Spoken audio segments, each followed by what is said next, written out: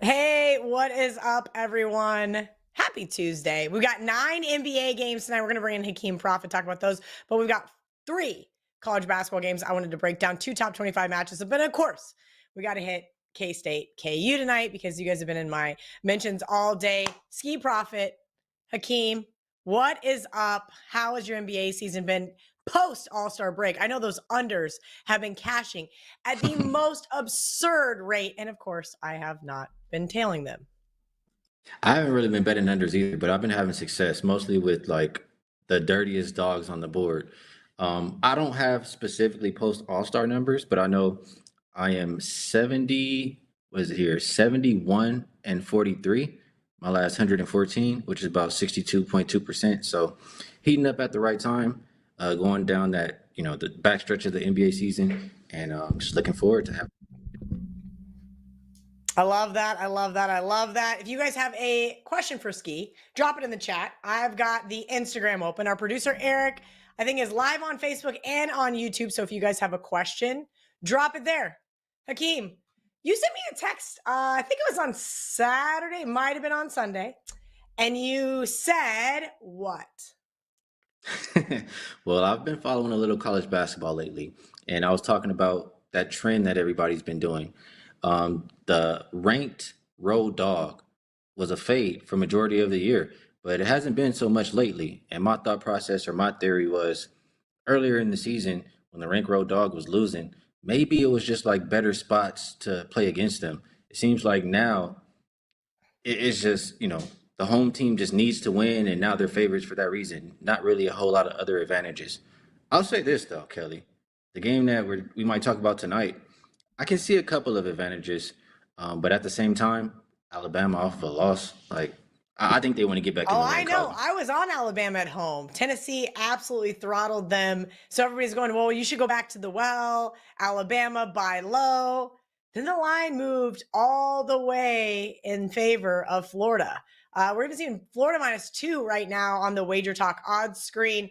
I laid 1.5 this morning. I did not wait for the overnights last night. I didn't have anything that I played the last 2 days. I just took a break. Got done with the show with Trig yesterday and said, you know what? I don't love anything except for Baylor second half. It was like this, stand up for that halftime line. CT texted me Baylor -6. I said, yep, bet it. And I went to bed. I didn't even know if it cashed until I got up this morning, let alone waited for some of those overnights to start popping.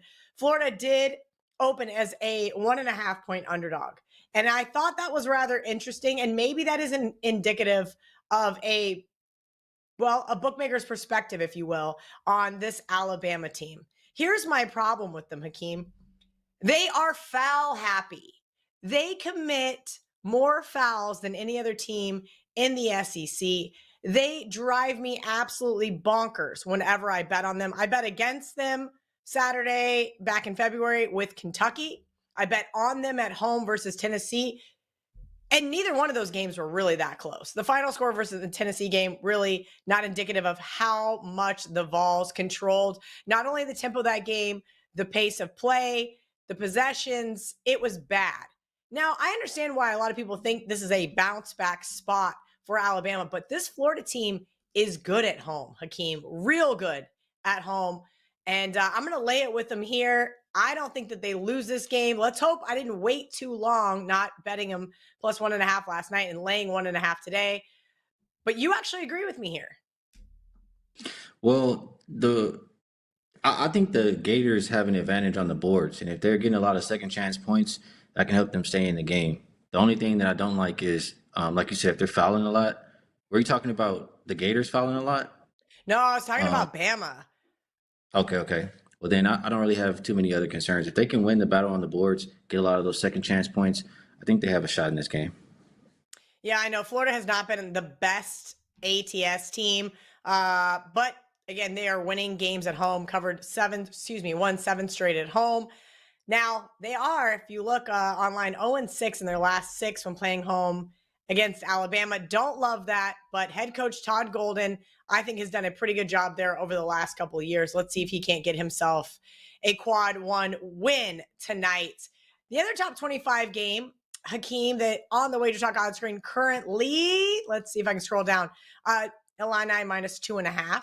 Purdue, 2.5-point road dogs. This team has not been great against the spread. They've not been bad against the spread, but they've only been an underdog one other time this year. They won outright. That does concern me, but this is that ranked versus ranked. Take the home team.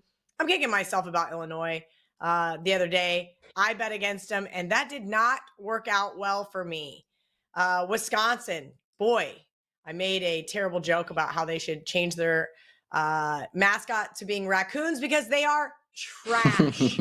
I enjoyed And that. I meant that. I meant that with all sincerity. Wisconsin basically losing like 8 of their last 10. Just a travesty. This team was rocking and rolling, and I think they just peaked too early. Illinois, Brad Underwood, I wanted him in Manhattan so freaking bad. You have no idea how bad I wanted him to be the head coach in Manhattan. He went to a couple of different schools, Oklahoma State and then Illinois, and he's had some success there. I won't say that he's been overarching great, but considering since 2020, he's won 20 plus games a year. I like this Illini team tonight here at home. Purdue, if you can somehow contain Zach Edey, and I know that sounds absolutely insane to say, you can win these No, it's basketball not. games. I don't think it's I know insane to say. We I saw think it's teams just do his it. sheer size. People are when you say that out loud, they're like, yeah, good luck. But that's what Ohio State was able to do. Exactly. Watching that game, I was thinking, how on earth are they going to win this game? Nebraska, same kind of deal. And Nebraska is not some big team by any means, and neither is Ohio State. So explain to me how you think that I'm either right or wrong on this other top 25 matchup. Well, my issue is I haven't watched a whole lot of Illinois basketball, but if they are a team that's physical, I mean, they're any team that's physical, I think can beat Purdue. I just think that they're soft. Like you talked about that Ohio State game, that's a perfect game plan of how to defend Purdue. They played them just like how my Raptors always would play Embiid, and it gives Embiid hell. Whenever he gets the ball, they just double down and trap him, and Edie wasn't making the right decision. So if Illinois can do that, if they are that kind of physical team, I could definitely see them winning. I can't wait to fade Purdue. That's I'm not mad at it at all. Right? Yeah, and I probably will in the tournament as well. There's a couple of teams I'm going to be looking to fade in the tournament as depending on their regions come out. But yes, Purdue is one of those teams. All right, K-State, KU, just because we have to talk about it. Because you guys are going to ask in the comments section. I know the comments on YouTube are already asking about NBA. We will get to the NBA games with Hakeem here in just a minute. Instagram, Facebook, you guys have a question? Drop it in the chat. What does K-State do well? They have a solid defense. I will say that one of the best effective field goal percentage defenses in the country. We know they like to play slow. We know they can defend the 3-ball, even though I lost that beautiful parlay in Manhattan because David Harris Jr. got 1-3 to end the half. That was gross, but that is what they do well. What do they not do well? They turn the ball over entirely too much. One of the worst turnover teams in the country. Not great at shooting the 3. They've got to get points in the paint if they want to have any shot at covering this game tonight. Notice I didn't say when, covering this game tonight. They can get boards. And that is what they did in Manhattan. They were able to out-rebound KU and Manhattan. And I do believe they will be able to do that again tonight. This is a rivalry game. And at 12, I have no option. I made this game 9.5. I know KU has a great home court advantage. We know exactly what we're getting from this Jayhawks team. Granted, they've dropped 2 straight. BYU at home, Baylor at home. They're not the same Kansas team. I was shocked at the BYU game. I laid it with KU in that one. But I'll say this much. If they're not going to cover, I wanted them to lose outright. This is not a road game. I love fading KU on the road this year. This is not a traditional KU team. And I do think defense will prevail. 12 points is too many. I will tweet that out for everybody else. All right. Let's see. Questions in the chat. We've got one right out of the gate, Hakeem. I want to talk about Charlotte versus Orlando. I got to change my odds screen over to the NBA odds. Break this one down for me. What are you seeing tonight in this first game, tipping off here in about 50 minutes? Yeah, I mean, asking me about the under, I would agree. I mean, I think the total is low for a reason. You see it open 209 and a half, and it already got pushed down a couple more points to 207 and a half. I have it for one, it's a division game. You can look at how both of these teams have been playing lately, or at least post All-Star, I'll say that. Both bottom 10 in pace. The Hornets are the second worst offensive rated team, and the Magic are the second best defense. Both teams bottom 10 shooting a three on the season. So I could see a slower pace game, not the most offense. And looking at the Magic, they've gone under in five straight. Hornets have gone under eight of their last nine. I know it is not always this number, but the Magic have stayed under this number three of their last four games. So I do think the under is the correct play in this game. I would prefer that more than a side. Hakeem, talk to me about the differences between handicapping NBA and college basketball, right? Like we know there's different metrics to look at. We understand that there's a different style of play. There's back to backs. You never see that. College kids don't have back to backs. And as you mentioned, there are rivalry games, if you will, within the league. Whether they're in the same division or not does not always matter. There are some teams that absolutely and utterly hate each other. So break down kind of give our audience a little bit of insight into the madness that is NBA handicapping. Well, what you made me think of just now is I hear a lot of people say that they like college basketball more than NBA. And what that makes me think is in college basketball, the main difference is the kids care about every single game. The games matter a lot more. Even if the best team doesn't win, they're not out there like just playing around. The NBA will go, the teams will blatantly show you that they don't care about a lot of these games. So when you're betting throughout the 82 game season, that's what you have to look for. Who is motivated during that night and who might particularly need that game. So that's the biggest difference for me. When it gets to playoffs, everybody is motivated. So it's more like college, and that's probably why everybody enjoys it. Yes, as you know, that is when I enjoy it. I love the NBA finals. Uh, but you're right. November, December, I'm very, very disinterested. Also, I'm just so engulfed in college basketball with your head on a swivel, Mm. trying to watch entirely too many games. Let's move on to the next game on the list here. The Atlanta Hawks catching three on the road at the New York Knicks. Total 215 on the Wagertalk odds screen currently. This is a Knicks team that I actually shouldn't say I'm surprised, but this team was going along. They were doing all right and then just fell off a cliff against the spread. They've only covered two of their last 12 games. That is almost borderline just a do not bet on team. But even worse, they're not covering games at home, Hakeem. Well, I'll tell you why that drop off was. When the Knicks started playing good basketball to start this year, it was right after they made a trade for OG Anunoby. He improved their defense tremendously. And since then, they went on the nice run, but he got hurt. The defense fell off, and Randall got hurt. Mitchell Robinson got hurt. So they're missing rim protection. They're missing a lot of extra defense. And now their star player, Brunson, has been banged up lately. So it's not a whole lot left over there for that New York Knicks team. Once they get healthy, they'll start to look a little bit better, but I'm not interested in backing them until then. And in this particular matchup, they're at a rest disadvantage one day compared to two. I know the Hawks haven't been that great against the spread, but post All-Star, they've been the better offense, the better defensive team. They can do those things. I think they're capable of winning this game tonight. Now, while I don't ever trust the injury reports in the NBA, You it looks can't. like Porzingis is going to be a go tonight, and Jalen Brunson or Jalen Brown, excuse me, is going to be a go tonight for Boston. Is that correct?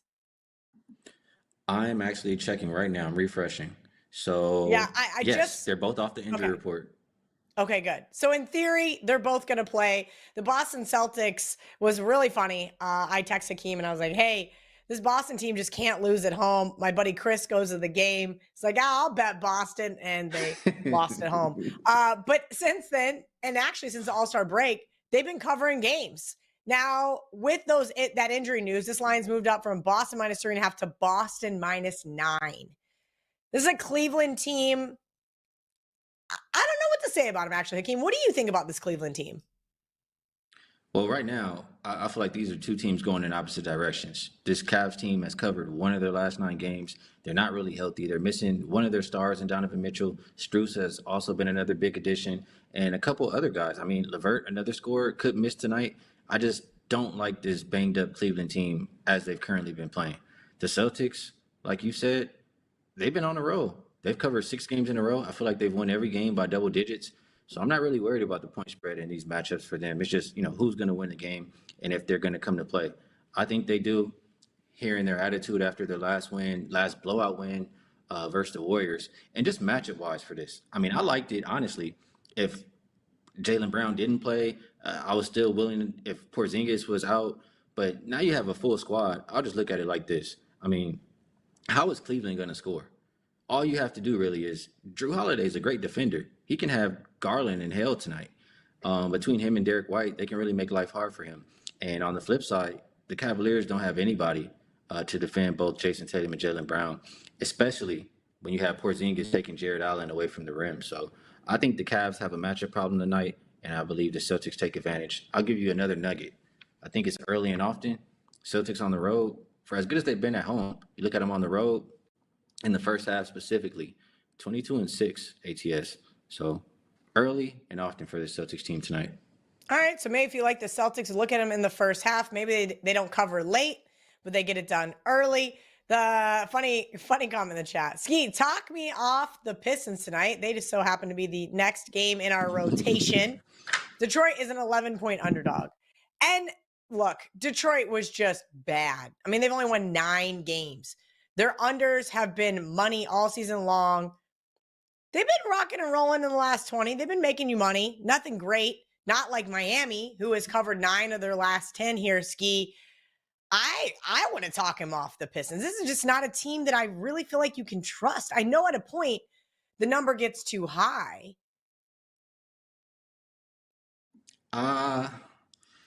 Pistons have been money makers. Let's see, last 20, they're 13-7 ATS, like you said, and they're healthy right now. I get it. The Miami Heat have been covering games, covered 9 of their last 10, but I want to say 6 of those, they've been underdogs, and none of them have they been double-digit favorites.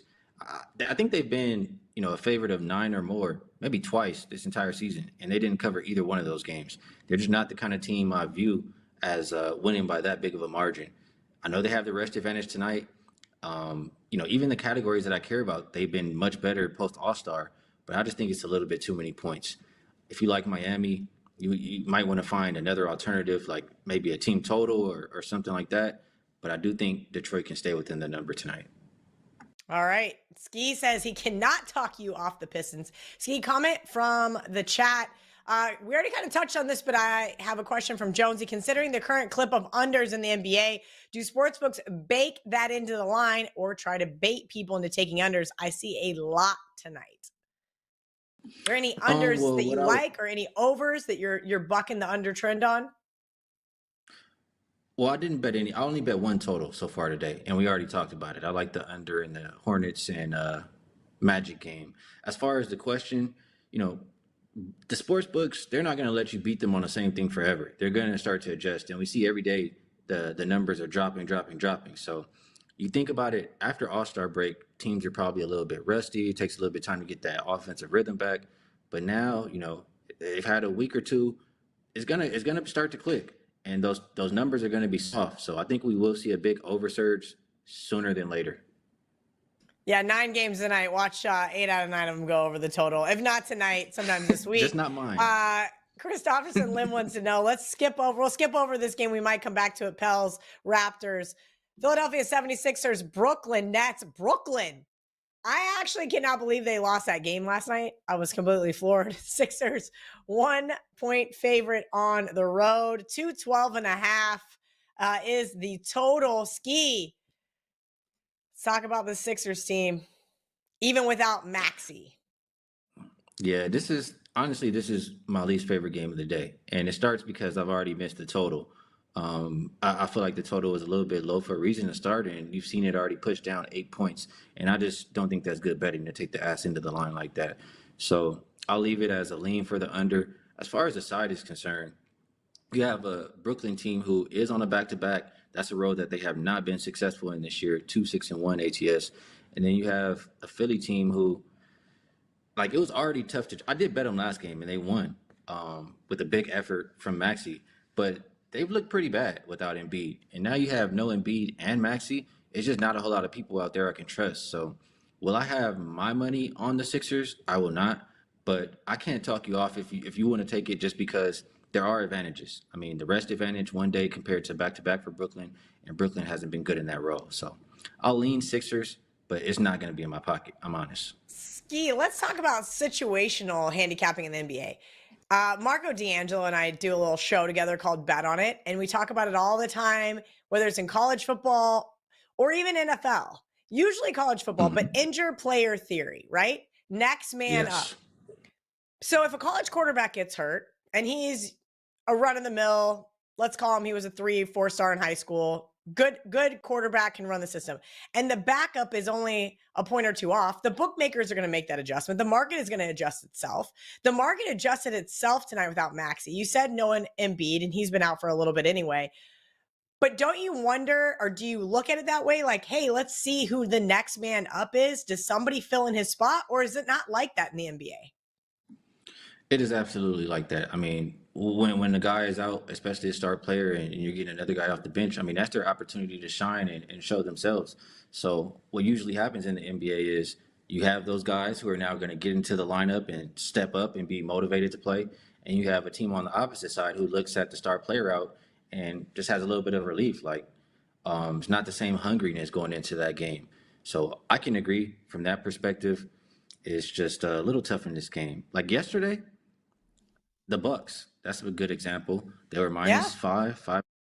Giannis gets rolled out. It goes to +3, and the Bucks win outright. They cover the original number, and that was a situational bet more than just who's in the game because Bucks had 2 days rest compared to back to back for the Clippers. So I agree with a lot of things that you said. Yeah, I love a good overreaction in the line, and that was definitely one of them. As much as I love Giannis, I don't think he's worth 8.5 points, even though the market might Mm-mm. appear to say so.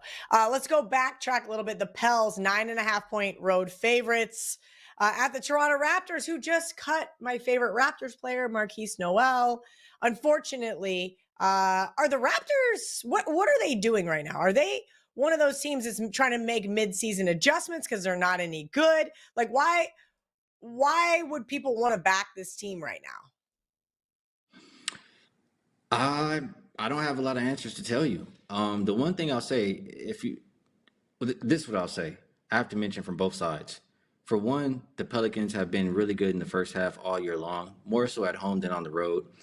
So if you like the Raptors, you might want to take them in the first half because they've covered 7 straight first halves. It's the second half where they're falling apart. But this specific game, I mean, I think they're missing too much now. Their best players out, Bruce Brown and Purtle too. And I didn't mean their best player was Bruce Brown and Scotty Barnes. I was just saying those guys are all out. So I think it's just a little bit too much missing for this Raptors team today. They're also at a rest disadvantage. New Orleans had 3 days rest compared to one. And so in a situation like that, I like to think the more the game goes on, the more it favors the Pelicans. So if you like that side, I would take Pelicans full game this time. And if you like the Raptors, I would get in and get out. All right, get in, get out. All right, we have three more NBA games we're going to go over with Ski. And then I got one more college basketball game they want me to touch on in the chat. San Antonio might as well be the Detroit Pistons. They are so bad. They are 8 point underdogs at the Houston Rockets, who are not anything to write home about. This Houston Rockets team is not that good. San Antonio, though, has covered 5 of their last 6, but they don't win games on the road. Can they cover the 8 here?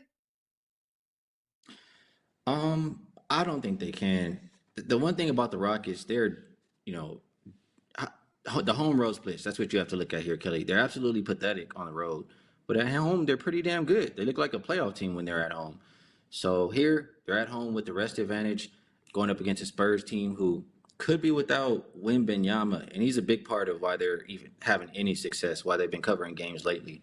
So what I decided to do in this one, Rockets have been pretty good in the first half at home. I know they've covered 4 of their last 5, and the Spurs have only covered 1 of their last 5 on the road. I want to get in and get out with this one. I'm not really into laying that many points with the Rockets just because to to win by that big of a margin for the entire game, I just think you have to create separation by 3 pointers. They are good defending the three. Like you have to do 2 things well: shoot the three well, defend the three well. And they defend it well. They're not the best shooting it. So I'll take the shorter number at the halftime and avoid maybe a backdoor cover from the Spurs. All right, the highest number by a million miles on the odds screen tonight, 246.5. Indiana heads to Dallas. And I don't understand why this number is so high. Both teams have favored the under for 4 of their last 6, 5 of their last 6, 6 of their last 7 on the road. This line is ridiculously high for a couple of teams that I think are just a little bit better than average. Indiana's gotten a little bit of money, open 5.5, now down to 4.5. Ski. This total's flying down 5.5 points since the opener, 252.5. Well, yeah, that's some crazy movements there. I'll say this. Both teams have been trending under as far as Pacers in general and Dallas at home. But you just look at how they've been playing lately. I mean, I'll just read numbers. I know you love the numbers, Kelly. Post All-Star, both teams top 10 in pace, both teams top 10 offensive rated teams. You have Dallas, who's the absolute worst defensive rated team in the NBA, and the Pacers, who are 25th defensive rated team. Both teams top 10 shooting the three this season, and pretty close to both being bottom 10 defending the three. I don't see any reason to bet the under in this game, other than you're just banking on what you've seen from them recently. Specific matchup wise, I think it's to be a track meet, and you couldn't. I mean, I would need like a 250 something to even consider betting the under. So it's over a pass for me. Okay, I was going to say, so at this point, this line's come down too much. Ski says could only look towards the over. We got one more NBA game. Phoenix Suns, Denver Nuggets. Nuggets laying 8.5 at home. 23.5, excuse me. Let's look at the injury report and see. Per usual, looks like Nurkic is probable now. And KCP is also probable. So no major injuries there to the All-Star lineup. Are you seeing the same thing, Ski? KCP is good to go, but the other things are, correct. All right, so let's see how you think this one's going to go down tonight. Late night special here at Wagertalk. Well, I'll say this. I'll start off and say, if you like the Suns, my opinion is you should be just betting on Kevin Durant. I mean, they're missing a whole lot of firepower out there. If he doesn't have a good game tonight, I don't believe the Suns can keep it respectable. You look at his games without Devin Booker, he's gone over his points, rebounds, this number in 7 out of 8 of them. He's averaging 44.1 points, rebounds, and assists per 36 minutes when Booker is off the court this season. So I just think it's that simple. If you like the Suns at all, you should just be betting on Kevin Durant. Other than that, the Nuggets have been playing damn good basketball since the break. And why? Because they're healthy. Just like when they started the season. As long as they have that starting five out there, it's hard to look away from them, especially versus an injured team that they're facing tonight. And they've been winning by double digits. So just like the Celtics, I don't really care about the point spread. I think the Nuggets are the correct side, especially with the rest advantage at home, 2 days compared to 1. And I guess it just depends how you feel. If you like the Suns, like I said, bet. Otherwise, I would take the Nuggets minus the 8.5. Lay the points with my first NBA team, the Denver Nuggets. That was, of course, until everybody fell in love with Michael Jordan, who is the GOAT. Hakeem, he's the GOAT. I hate to tell you that to your face, but we all know it. Drop it in the chat. Who's It's the okay. GOAT, guys? We all know it's Jordan. It's okay. I'm just trying to get the chat fired up here. The last question I got from the chat before we get out of here, Auburn facing Mizzou. I don't know why you want me to talk about this game. This game is ugly. Auburn is ranked, of course, and they are laying 11 on the road at Mizzou. And Mizzou has not won a basketball game since December 30th. They beat Central Arkansas. They have not won a single SEC game. I don't know how Dennis Gates still has a job. You know what they do well? They hit their free throws. So here's the thing. 11 is entirely too many points. I made this game. No, I didn't. Actually, I lied. It's not entirely too many points. I made this game 12. So there's your answer for that one. Ken Palm makes it even higher. Looks like he makes this game 15. Let's check the injury report. Make sure nobody's out. Nope, nobody is out for Auburn. This is weird. This one's almost like a little tricky. Mizzou 4-12 in their last 16 games against the spread. Auburn 11-5 ATS. This one looks very, very fishy. I'm not touching it with the 10-foot pole for what it is. But let's kick it back to Hakeem. Say thank you to Hakeem.